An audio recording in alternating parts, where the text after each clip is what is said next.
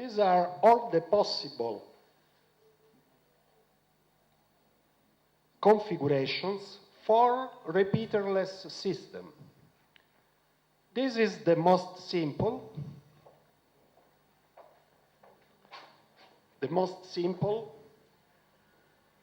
Terminal equipment, just the fiber inside. Suppose you have to traverse a lake or a short link of sea, for example, 40 kilometers, you can do this way. Just put the cable in the water and you will have transmission. Otherwise, I can have booster amplifier at the transmitting end. This is still land, the water is here. This is still land, the water is here. For each of these configurations, I have interfaces which are specified in the relevant recommendation from ITU. This is the third kind of link in which I have both booster amplifier and preamplifier just before the receiver in the two directions.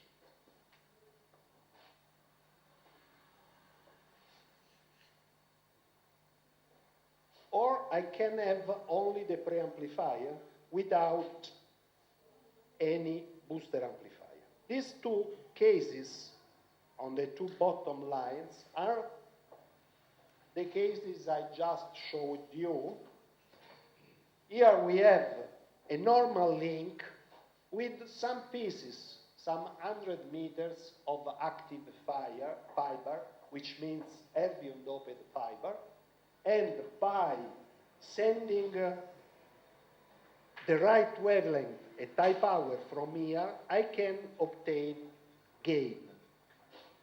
Here we have only the link, and at the receiving end, I put a Raman amplifier. This one. These are all the possible combination. Of course, you can also put a Raman amplifier entering here before the preamplifier, but this is not appearing in the recommendation. It can be done, of course.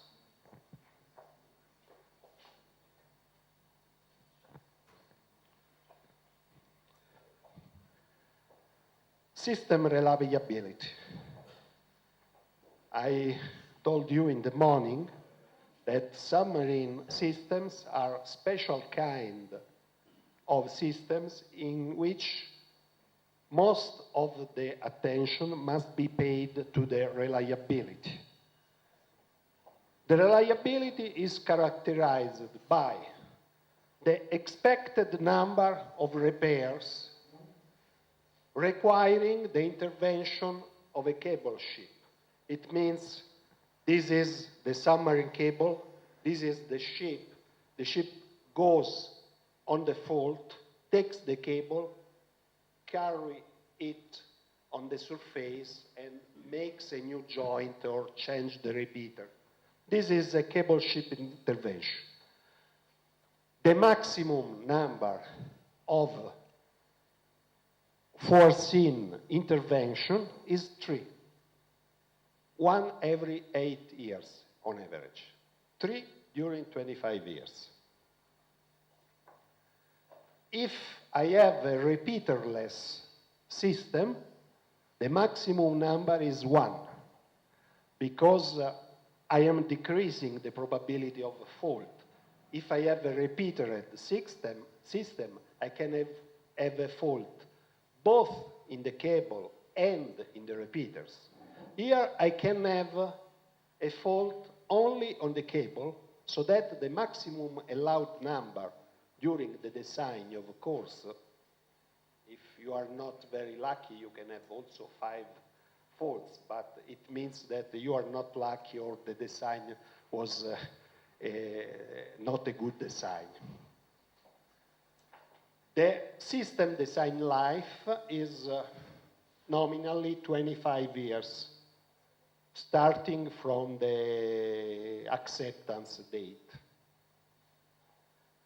which means starting from the day in which the operator says to the vendor, yes, your system is compliant with the recommendations we gave you. By experience, it is known that if an optical summary system has been designed for a life of 25 years with good objective in terms of reliability, the life will extend a lot of years more, maybe 35 or 40 years. This is the minimum objective.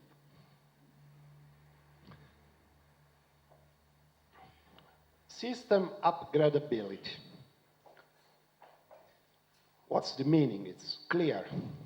I put the system in the water, and after a few years, or 5 years, 10 years, I realized that the capacity of the system is no more enough to sustain the traffic which has increased. So I have to upgrade the system.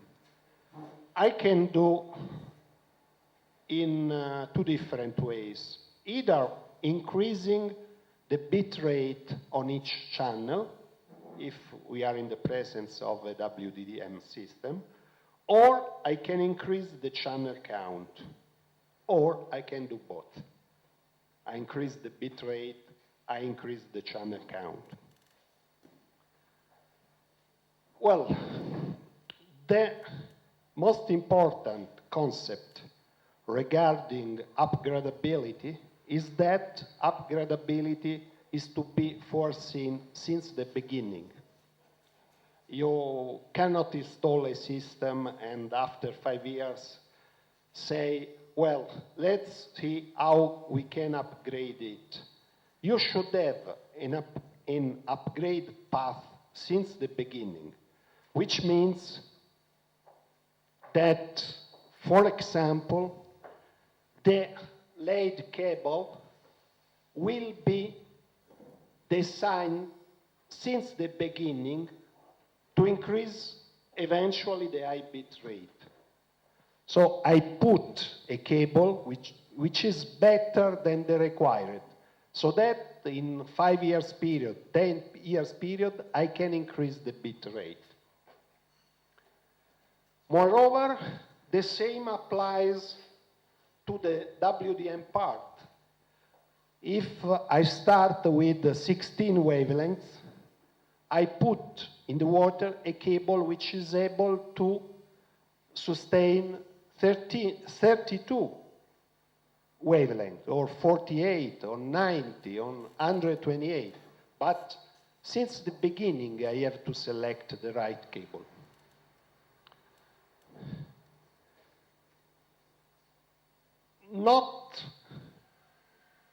In some cases, I have to select which one of the two ways to follow. It could be impossible to follow both or one of the two a choice, because there are a lot of parameters which are influencing a possible upgrade. Here you can find a list of the main parameters, which are the outpower from the booster amplifier, the sensitivity of the composite receiver, which means receiver plus amplifier, the power budget, and the characteristics of the fiber.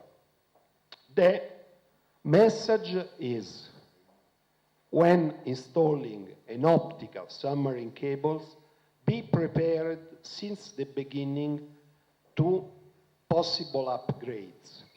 You should choose the way to follow for upgrades since the beginning.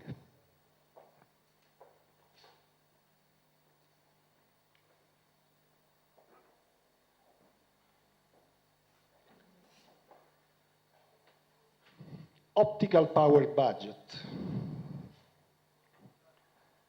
We start from an optical power budget that at the beginning will rely only on the evaluation of the link performance in terms of quality factor, the Q factor that you have already encountered in chapter 6 and 7. To this basic line of working, we have to add all the penalties and impairments that will be experienced during the life of the system, which means I expect, for example, that the attenuation of the link will increase by 5% in 25 years due to various effects. Of course, here we are not having a course on fiber optics submarine system design. I am just telling you which are the main points to consider. This kind of degradation can be estimated making use of theoretical analysis, computer simulations, and measurements, direct measurements during the life of the system. We have two distinct power budgets. The first one is the power budget at the beginning of the life, which means when I put the system into work, and this is the parameter, this is the set of parameters that can be measured during commissioning of the system.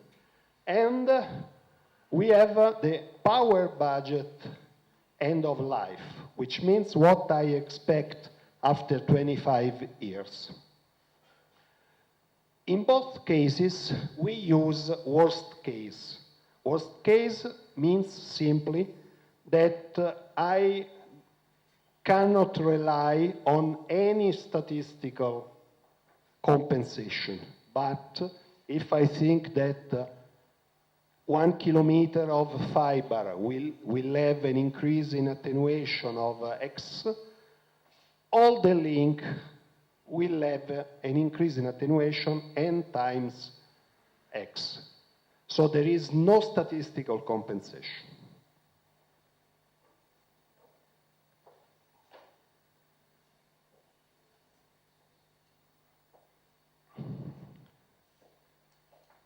This is an example of power budget. I don't want to enter into details, but this is the Q factor at the beginning of the life. This is the Q factor at the end of the life, and this is the course of the life of the system. The Q factor is characterized by the fact that a better system, of course, has a better Q factor. I have a limit Q factor, which is found in the relevant recommendation. Let's say the Q factor in terms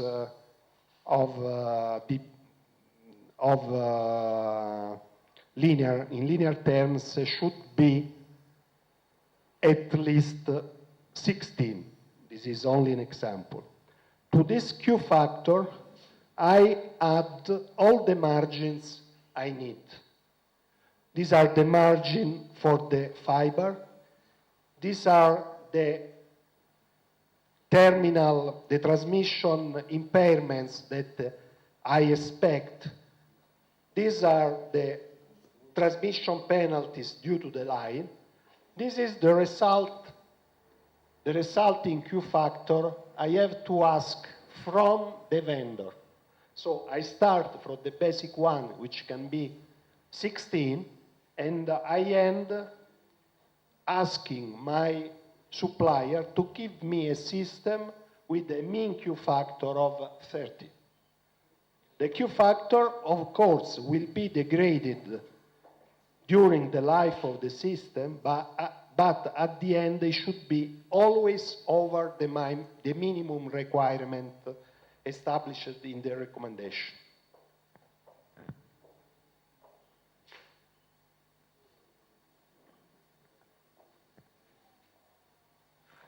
There are a lot of aspects to be considered during the evaluation of the Q factor or the performance of the system, if you like. ITU provides a template, a table to be filled with the actual value.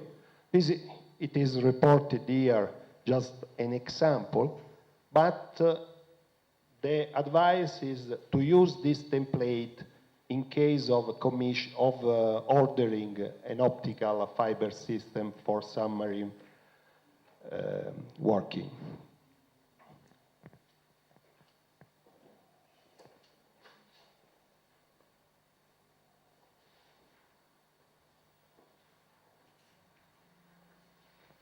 Well, now the last part of the presentation and of chapter 8, which is dealing with a new aspect, which is wavelength switched optical networks.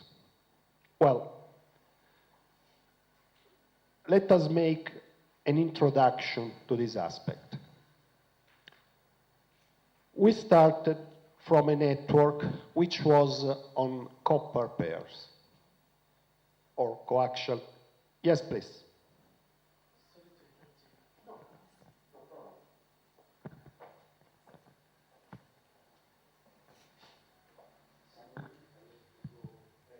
Yeah, no problem. It's just a general question regarding the commissioning. If I wanted to go to the commissioning for a given link, which parameters or which main figures I have to check? All the figures which are in the template. So This template requires you, maybe you cannot see it because it's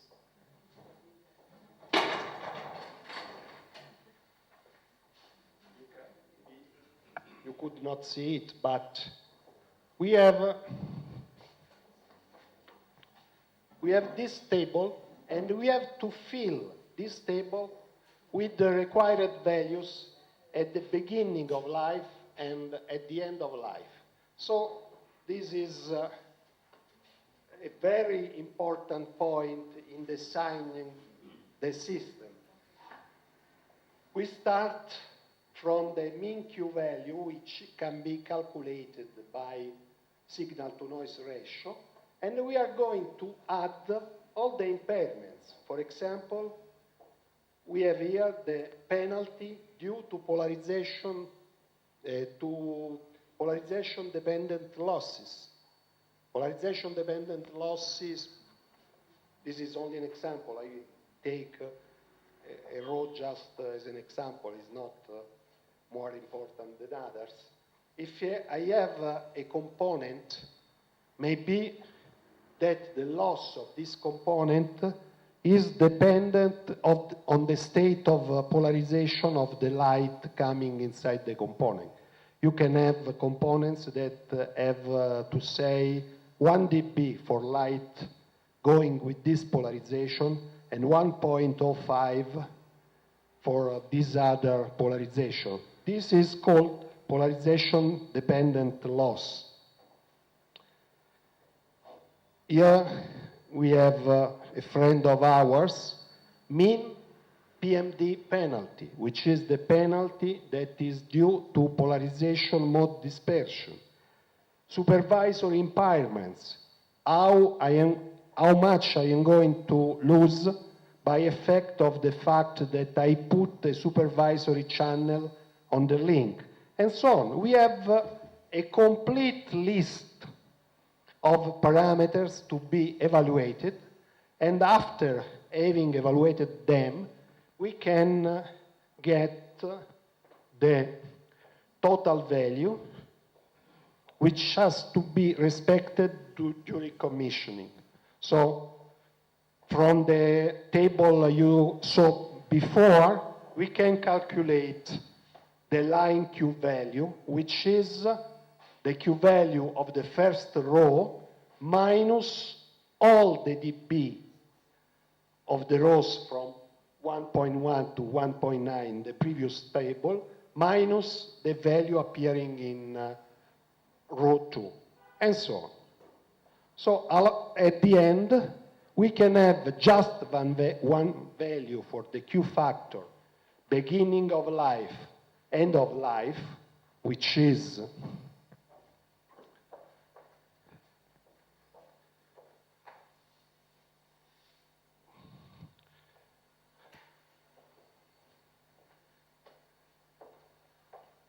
this value, beginning of life, this value, end of life. These two values are evaluated according to the table I was showing to you. So there is a procedure. In the table you find all the parameters which are important to evaluate the Q factor, which has to be verified during commissioning.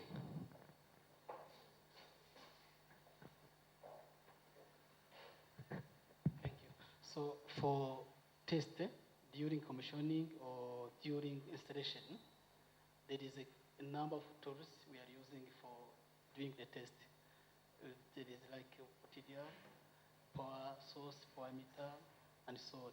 So for key value, for example, which tool should you use for measurement if I needed to get the real value?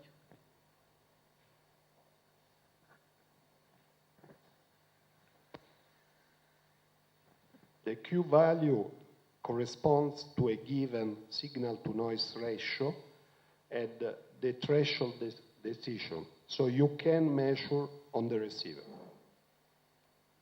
There are some instruments to measure the Q value, and you can get the value directly on the receiver just below the threshold device. But all the other parameters you can verify not at commissioning time, but before. If you put a given number for polarization mode dispersion, you can ask the supplier to show you during production time that the polarization mode dispersion is actually the value you prescribe. If you say the polarization mode dispersion should be 0.2 picosecond per square root of a kilometer, you could ask the supplier to show you this value during the fabrication of the cable. In the factory, yes, in the factory. Unless you have your own equipment and you want to measure at home, but it's better to measure in the factory during the production because you have to measure a piece of cable which is 30 kilometers long, and you can transport it only by ship. You cannot transport it by camion or something like that. It's a huge amount of cable.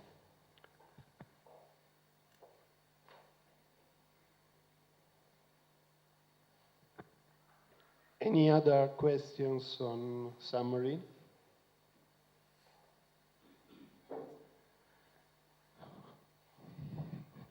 Well, let's start again on WSON.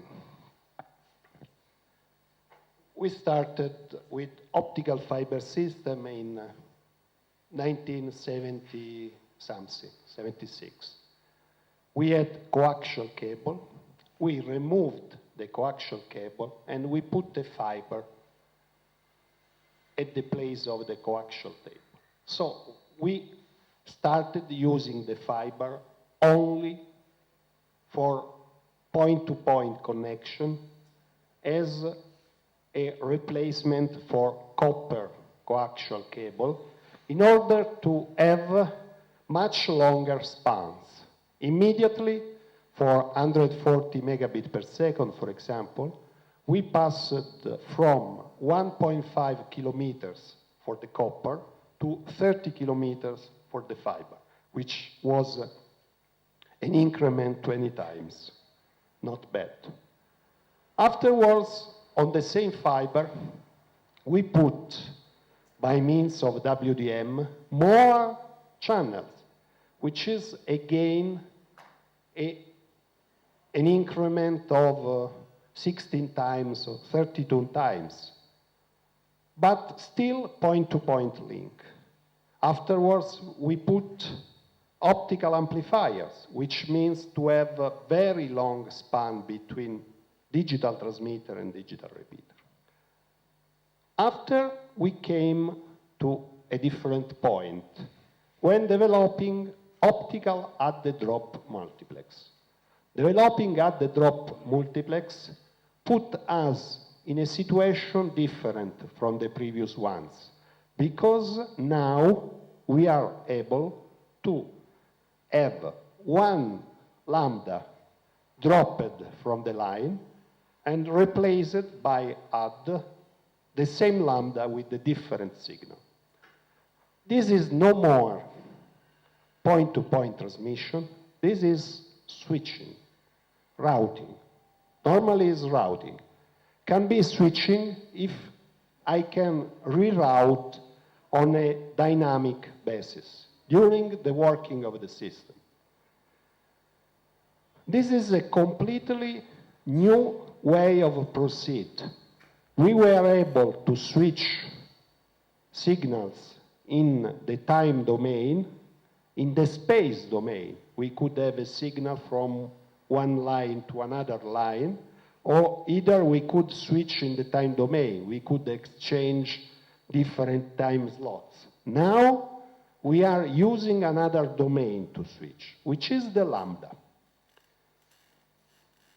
This is the evolution for the optical network, to use the lambda to have routing along the network and possibly, or eventually, to have automatic switching according to traffic requirements or fault, as an example.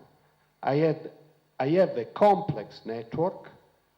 If one link breaks because a car has gone over the cable and has broken the cable, the network itself, without any manual intervention, will be able to reroute the signal along another different path. This is the WSON network, wavelength switched optical networks. I use the wavelength as a switching domain.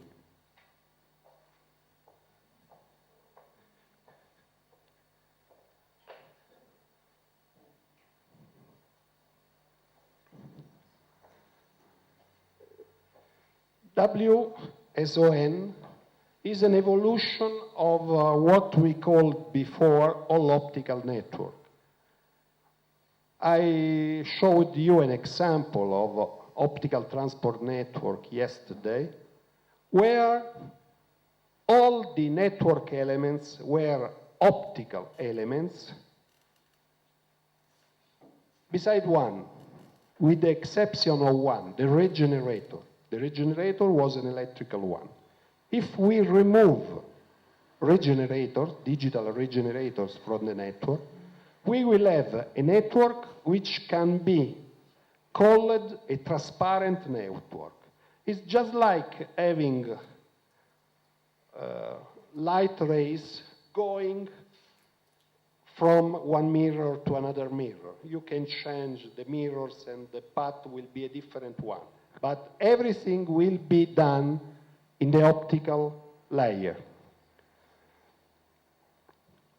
Which are the important elements of such a network? I mentioned the optical add-the-drop multiplex. If I put R at the beginning of the acronym, I have a reconfigurable optical add-the-drop multiplexer, which means that the wavelength I add or the wavelength I drop can be changed during the normal working of the system. It means that in one point with the RODOM, I am dropping lambda 3, I can send a command, or the command can be sent automatically from the network management system, and the dropped wavelength will change from lambda 3 to lambda 5. Please.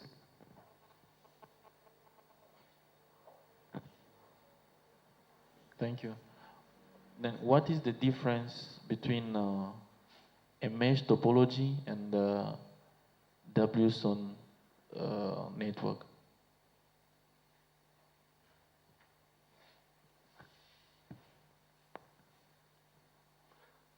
I cannot tell you the difference because they are completely different things.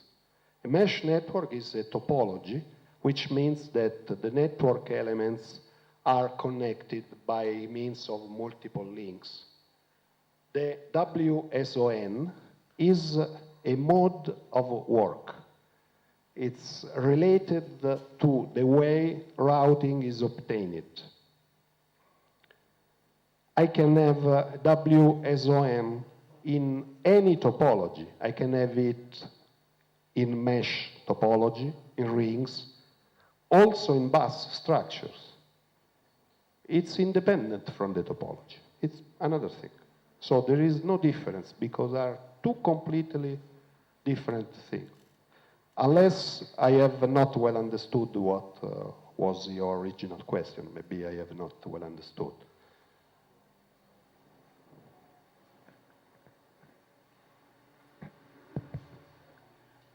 Okay. The reason why I asked this question is that you mentioned that in this kind of topology, in this kind of network, the switching optical network, you may have one path down, then the services or traffic be routing in other way. In a mesh topology, you have such kind of working mode. So that when you have one path down, you have the traffic going in other way. So that was the similarity. Then I was wondering what should be the difference between the two. Yes. Well, under this view, the situation is more clear, but when you speak about mesh topology, you are referring to SDH networks mainly, in which you have a switching of electrical signal. We have direct switching of optical light path, which means of an optical lambda, which is going through the network. And there are a lot of additional problems, because in a mesh network, you have that each node of the network is a digital node, and the signal is restored in that node. I will explain in a second.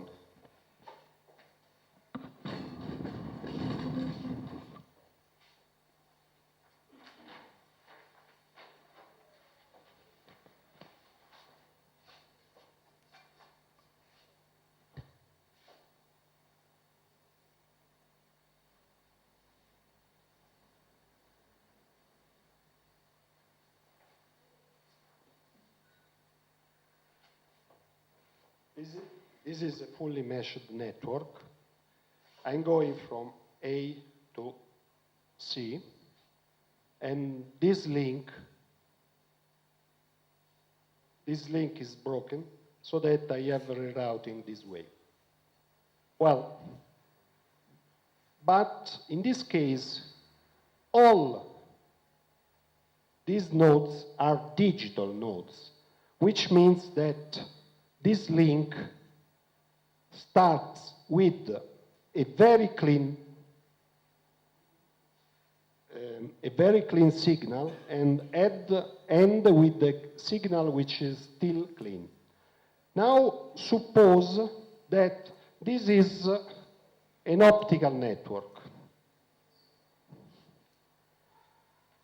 We have this link, and the signal being analog is a little bit degraded. Now, fiber break, the signal will follow this new route. Well, this is of the same order, so that I will have degradation. But now, here there is no switching here. The signal is passing through the node. It's like having a longer fiber here, and the signal will accumulate degradation, so will be more degraded than coming from this link. This is the news. The paths are transparent, are analog, and there is no restoring of the signal. What is needed? It is needed that the control, the operating systems, knows what is the degradation here, knows what is the degradation here.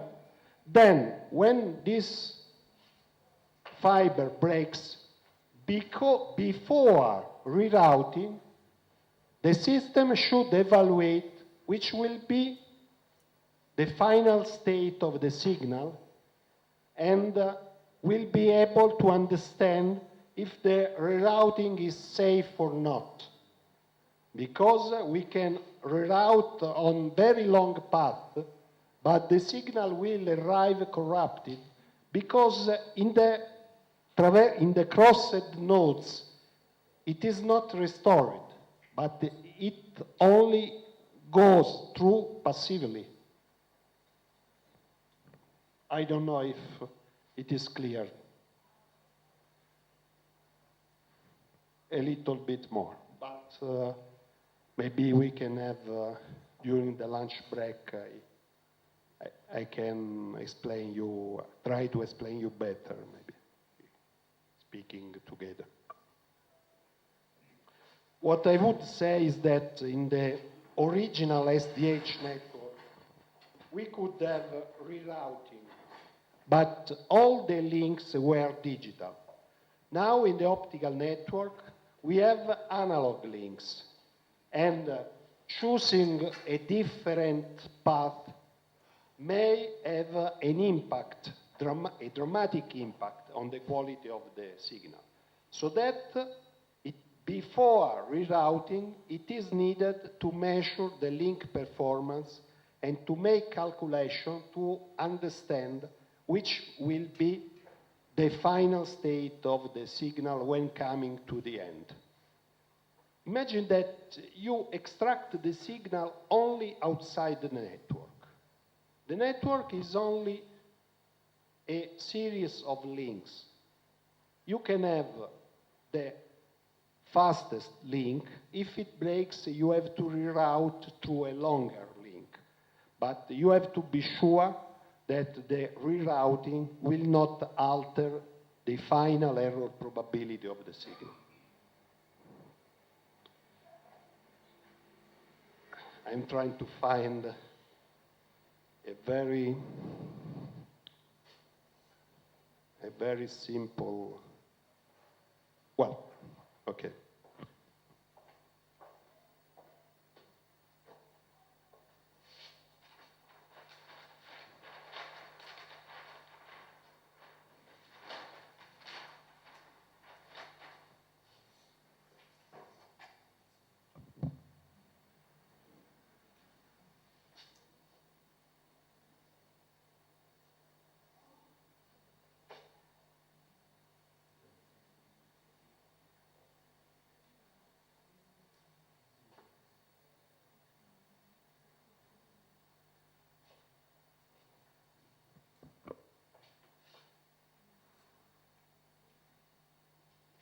We have direct links between Africa, Europe,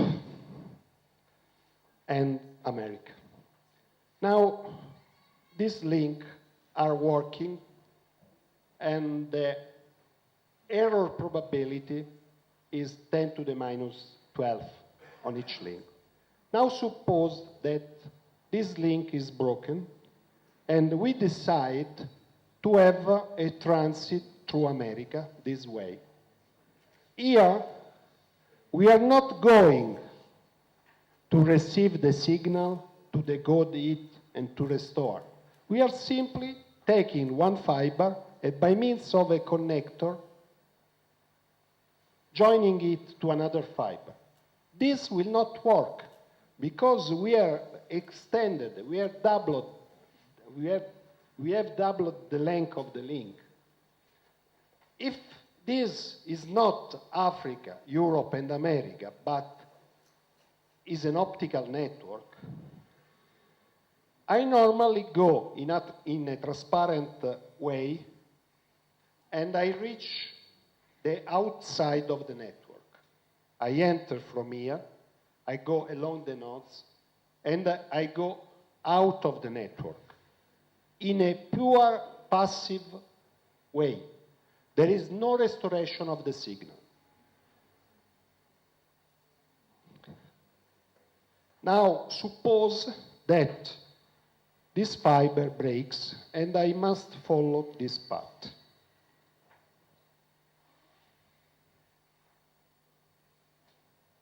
In a passive way. It is evident that it will not work because the path is too long. So, before rerouting, what have I to do?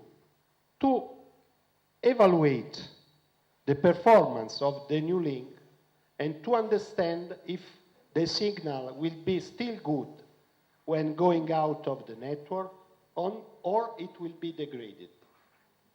In a WSON, all this procedure will be automatic by no human intervention.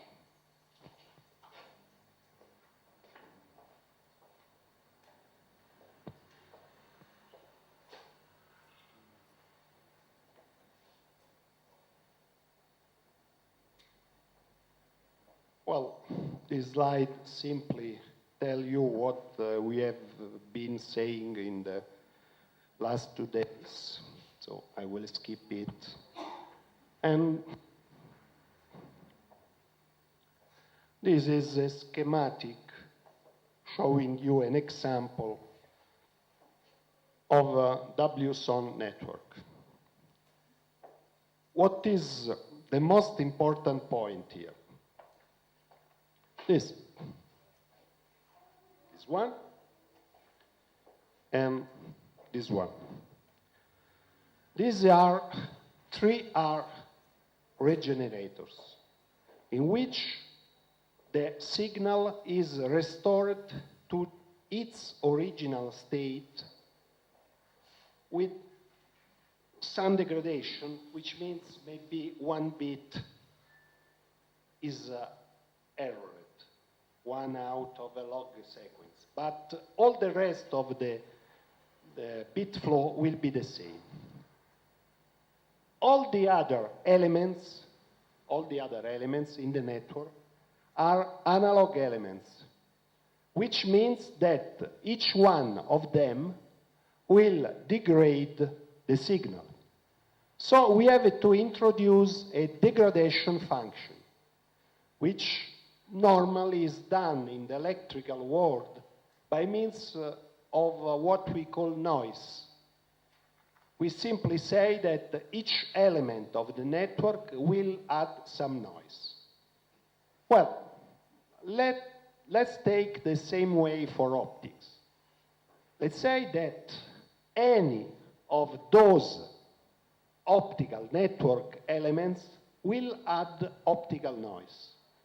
If I am going to add optical noise, I will degrade the signal, which means that for any path inside the network, I can evaluate a degradation function. This degradation function is the sum of the degradation function of each of the devices in the network, so that the photonic cross-connect will have a degradation function. The RODOM will have a degradation function. The amplifier will have a degradation function, and so on. When going from 3R regenerator on the left to the 3R regenerator on the right, I will have a cascade of analog nodes, analog devices, and I can evaluate the total degradation function of the link. The requirement is that such a degradation value never exceed a threshold. Otherwise, the signal will be lost forever. I cannot recover it. If you have experience with the TV transmission of digital signal, you know that up to a value of the bit error probability, let's say 10 to the minus 6, you will see always the same quality of the picture. 10 to the minus 12, minus 11, minus 9. The picture will stay always the same because it's a digital transmission. When the bit error rate exceeds a threshold, let's say 10 to minus 6, the MPEG-2 decoder will not be able, will no more be able to recover the picture, and you will disappear. The signal has gone forever. If the degradation function of the link, for example, satellite Earth during heavy rain, will not change, you will not get back your signal. We are here in the same situation. We have a number n of analog devices traversed by the signal. If the degradation function exceeds a given threshold, the error probability will rise from 10 to minus 12 up to 10 to minus 1, 10 to minus 2, and the signal will be degraded forever.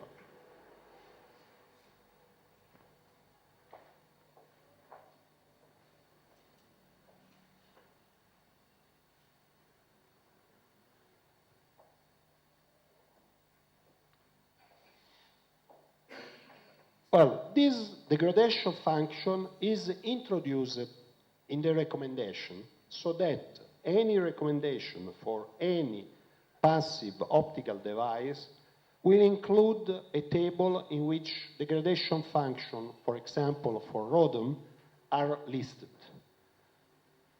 From this degradation function with the suitable algorithm, we are able to evaluate the total degradation function. If the evaluated degradation function is too high, it simply means that you have to choose another route or to insert a regenerator to restore the signal. For the time being, when I speak about a regenerator, I am referring to electrical regenerator, which means that the optical signal is received, converted to electrical level, restored, and afterwards retransmitted as an optical signal. We hope that in a few years, let's say 5 to 10 years, we will be able to have optical regenerators, in which the three functions of the regenerator, reshaping, retiming, retransmitting, will be done at optical level.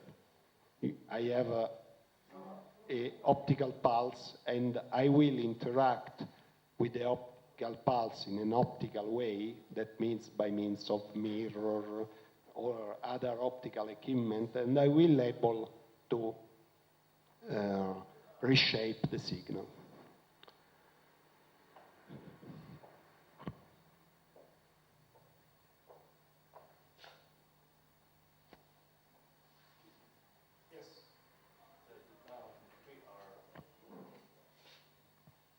the 3R in a way act as the EDFA, the amplifier, the regenerator, the electrical, the optical, electrical, optical. Yeah. Does it not work in the same way as the EDFA, the amplifier?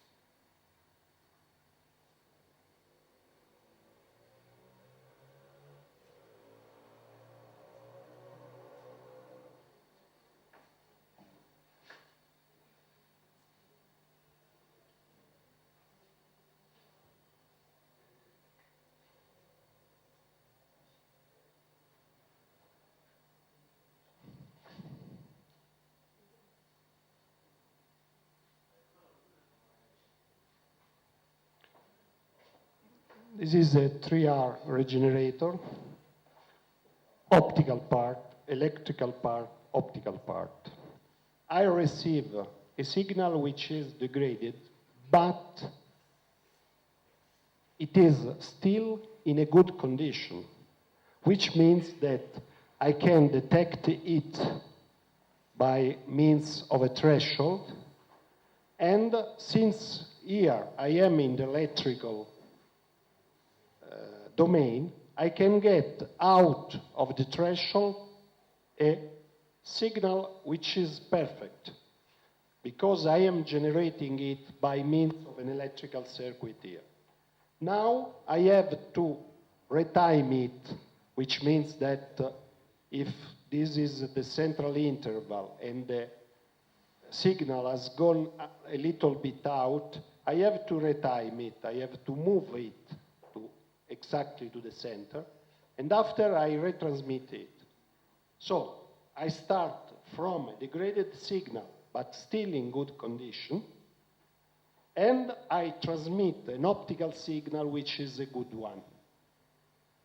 There is no more noise, the signal is very narrow, and so on. What I mean saying that I have to put an electrical regenerator is that if this signal is completely degraded, I will not be able to get it again at electrical level, and I will not be able to retransmit. I will transmit something with a lot of error inside, where error simply means that I am changing ones for zeros and vice versa. My question was actually, if I don't wait until the signal is completely degraded, Yeah. can I use EDFA instead of the 3R? If you use EDFA,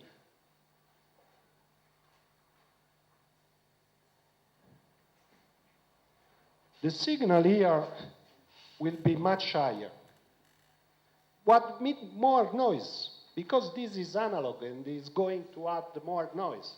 So that when at the end of the line you will get back the signal, it will be this one. And you cannot recover anymore.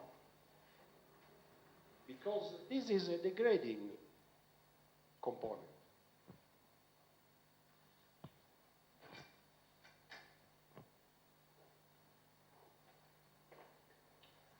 It is just an example of how the degradation function can be evaluated starting from the knowledge of the device. Here you can find OSNR, which is a signal-to-noise ratio, a standard definition of the signal-to-noise ratio, but it is evaluated, it is measured at optical level. So it is measured when the pulse is still at optical level. If you have a signal with a given OSNR and you pass through with an optical network element with its own OSNR, which means the optical to signal noise ratio I have at the output of the network element when no input is present, the optical signal to noise ratio at the output will be less the optical noise ratio at the input, which means that any of the optical network elements will degrade the signal. This is the value to be recommended in ITU recommendation in order to have optical network elements that do not degrade the signal too much. This is mathematics. You can find it both in the slide and in the handbook, so I will not insist on it. This is only the same formula than before, but in dB instead of linear terms. This is an example of calculation in which we have a linear transmission system and we have values for the attenuation of each fiber. You see the first fiber will attenuate the light by 22 dB, the second by 20, and so on.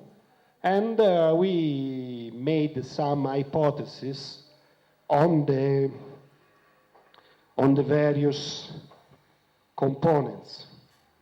I will not insist on the meaning because we should be able by the end of this slide to really make the calculation. We should spend 2 or 3 days. But for example, this is only an example to understand how the degradation function can be evaluated. So what I say is that the reconfigurable optical add and drop multiplex will have a noise figure of 22 dBs, while the photonics cross connect will have a noise figure of 20 dB. This is actually a signal to noise ratio. The channel out power of any amplifier will be +1 dBm, which means that at the end, at the exit of each amplifier, we will have 1 dBm per channel. So if you have 16 channels, we will have a total of 16 dBm. And any amplifier has a noise figure of 7 dB, and the booster amplifier has a gain of 10 dB. Putting the parameter into the mixer, the evaluation can be done, and we can evaluate the optical signal to noise ratio at the output of any given lambda at the exit of the demultiplexer. So I have the line. I know which kind of signal I am sending here. I take out the signal here. I put the number of the signal. I am using this wavelength. This is the noise factor at this wavelength, which is minus 58 dBm. I put inside the formula I show in the previous slide, and I can get an evaluation of the optical to signal noise ratio in each point of the line. So suppose, as you can see, I start from a very high optical to signal noise ratio. Along the line, the OSNR will decrease, and it will reach its minimum at the end. Now, suppose that the requirement is to have at least 23. It means that I have to stop here and I have to remove of this part of the line.